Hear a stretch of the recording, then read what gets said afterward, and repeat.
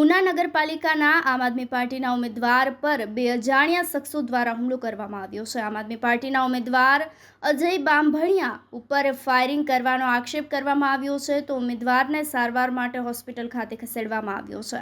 પોલીસે ફાયરિંગની ઘટના નકારી તપાસ માટે FSL બોલાવી છે, તો ગુરુવારે મોડી રાત્રે 10 વાગે તપોવનના પાટિયા નજીક અજાણ્યા શખ્સે હુમલો કર્યાના આક્ષેપ સાથે અજય બામભણિયાએ જીવ બચાવવા કાર સીધી પોલીસ સ્ટેશન હંકારી મૂકી અને મહત્વનો દાવો કર્યો છે।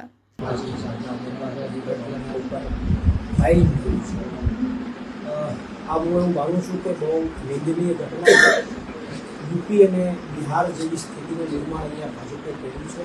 પહેલાં તો સૌથી મોટો પ્રશ્નાર્થ તો એ થાય છે એના પોલીસ તંત્ર ઉપર અને એના વહીવટી તંત્ર ઉપર કે ચૂંટણી સમયે તમામ હથિયાર જપ્ત કરી લેવામાં આવે છે, તો હથિયાર ક્યાંથી આવે? પહેલો પ્રશ્ન એ છે, હથિયાર ક્યાંથી આવે? એટલે ત્યાં સુધી પોલીસ શું કરતી હતી, તંત્ર શું કરતું?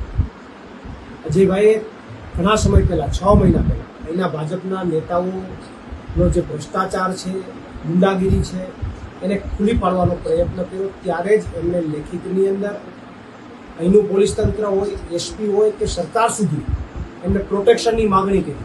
તો શા માટે એમની અંદર કોઈ પણ વહીવટી તંત્ર કે પોલીસ તંત્રએ કોઈ કાર્યવાહી ન કરી? આજે એમની ઉપર ફાયરિંગ થયું, કોઈ પણ જાતની ઘટના બની હોય એના માટે જવાબદાર કોણ હોય?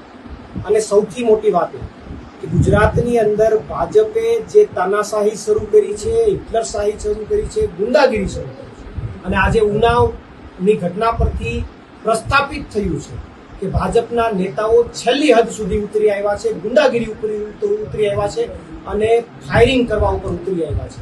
ત્યારે તમને ખાસ પ્રશ્ન પૂછીશ, અજયભાઈ અને હાલના ભાજપના ધારાસભ્ય છે એ બંને કુટુંબી થાય છે, માને મામા ભણે છે, તો સંબંધો છે, શું કહેશે?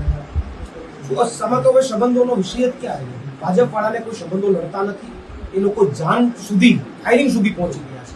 ત્યારે મારી ગુજરાતની જનતાને નમ્ર અપીલ છે કે આમ આદમી પાર્ટી ચોક્કસથી આ મુદ્દે પોતાનું કડક વલણ ગુજરાતની અંદર દાખવશે। પૂરી તાકાતથી આમ આદમી પાર્ટીના કાર્યકર્તાઓ આ મુદ્દે વિરોધ કરશે અને સાથે સાથે પૂરી તાકાતથી અજયભાઈ આ ચૂંટણી લડશે। જેની તાકાત હોય એ રોકી લે, આ ચૂંટણી લડાશે, પૂરી તાકાતથી લડાશે। આમાં કોઈ પણ જાતનો બેમત નહીં થાય। અને વાત રહી બીજી કે આવનારા દિવસોની અંદર હું આ ગુજરાતની જનતાને પણ કહેવા માંગુ છું કે અત્યારે જે હકીકતમાં સત્તાનું કામ હોય ગુંડાઓને દબાવી દેવાનું, આ તો સત્તા જ ગુંડો બની ગઈ છે। ત્યારે હવે જનતાએ સત્તાને દબાવી દેવાનું કામ કરવાનું છે અને આ ચૂંટણીની અંદર જે એમની ઉપર ફાયરિંગ થયું છે એમનો જડબાતોડ જવાબ નાની જનતાએ અને સમગ્ર ગુજરાતની જનતાએ આપવાનો છે, આવું મારું માનવું છે। પ્રવીણભાઈ રામ જે આપના નેતા છે, ત્યારે આપણે પ્રયત્ન કરશો અજયભાઈની સાથે વાત કરવાનો। અજયભાઈ, ખાસ વાત કરીએ તો તમે નાટક સ્થાનિક સ્વરાજ્યની ચૂંટણીઓ છે, તમે નાટક કરી રહ્યા છો કે ખરેખર ઘટના શું બની છે? મારા જીવ ઉપર આવી રીતે હુમલો થયો છે, જીવની જોખમ ઉપર, તો એ તમને નાટક લાગે છે? મારે તમને એ સવાલ કરવો, તમને નાટક લાગે છે આ બધું? આ લોકો ફાયરિંગ કર્યું અને મને મારવા ઉપર એટલા હદે આવી ગયા, તો આમાં નાટકનો તો કોઈ પ્રશ્ન જ નથી આવતો। આમાં તો હવે તપાસ થવી જોઈએ અને ગુનેગારોને જેલની અંદર ધકેલવા જોઈએ અને જે કહું છું એ પ્રમાણે FIR નોંધાવી જોઈએ। અજયભાઈ, ખાસ વાત કરવામાં આવે તો આજરોજ તમારો બે વિડીયો વાયરલ થયા છે, તમે કંઈક હોટલમાં દારૂ પીતા હોય અને તમે ધારાસભ્યને બેફામ ગાળો બોલતો હોય, એ શું છે? હવે ગાળો તો એને અઢળક સંપત્તિ આપેલી છે, ગાળો તો એની બોલવામાં કઈ બાકી નથી રાખ્યું। એની ગાળો તો તમે સાંભળેલી છે અને તમે પ્રશ્ન પૂછો છો, તમે પણ એનો ઇન્ટરવ્યુ લીધું હતું, એમાં પણ એની ગાળો એને ઘણાને દીધેલી છે। એ કઈ સમાજ એવો બાકી નથી રાખ્યો। હું તો મારા 18 વાળાને કહેવા માંગુ છું કે મેં કોઈને ગાળો આપી નથી। અને જે આ ગાળોની વાત આવે છે અને મહેફિલની જે અમારા હોટલમાં ફોટા બહાર પડ્યા છે, બરાબર, તો હોટલમાં તો જમવા જતા હોય ભાઈ, એ કઈ બહાર તો અમે કઈ રસ્તા ઉપર તો નથી પાર્ટી કરતો, હું કઈ હોટલમાં જઈને બેઠો હતો। દારૂની તો વાત અલગ રહી, જમવું તો ખરી ને, એમાં હું દારૂ મારા હાથમાં બોટલ હોય કે એવું કઈ વસ્તુ છે નહીં।